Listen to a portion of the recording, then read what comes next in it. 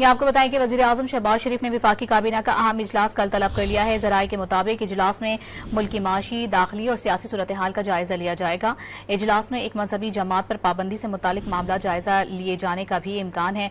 बात करेंगे इस्लामाबाद में डॉन न्यूज़ के नुमाइंदे ताहिर शरानी से। ताहिर शरानी, क्या तफसीलात बताएंगे आप?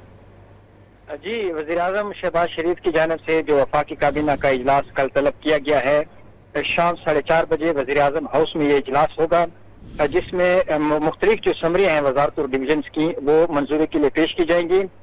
इसके साथ साथ इजलास में मजमूई माशी, दाखिली और सियासी सूरत हाल का जायजा लिया जाएगा। ज़राए के मुताबिक इजलास में पाक अफगान बॉर्डर की सूरत हाल पर गौर किया जाएगा। 12 अक्टूबर से जो तोरखम और चमन क्रॉसिंग पॉइंट्स हैं वो सिक्योरिटी सूरत हाल के बायस गैर मुअय्यना मुद्दत के लिए बंद है और आज 11वीं रोज भी बंद रहे हैं।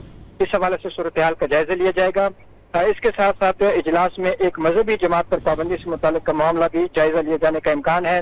पंजाब हुकूमत की जानिब से जो मजहबी जमात पर पाबंदी से मुताल्लिक समरी है वो पाक हुकूमत को भिजवाई जा चुकी है, जिस पर इम्कान है कि कल इस पर गौर किया जाएगा।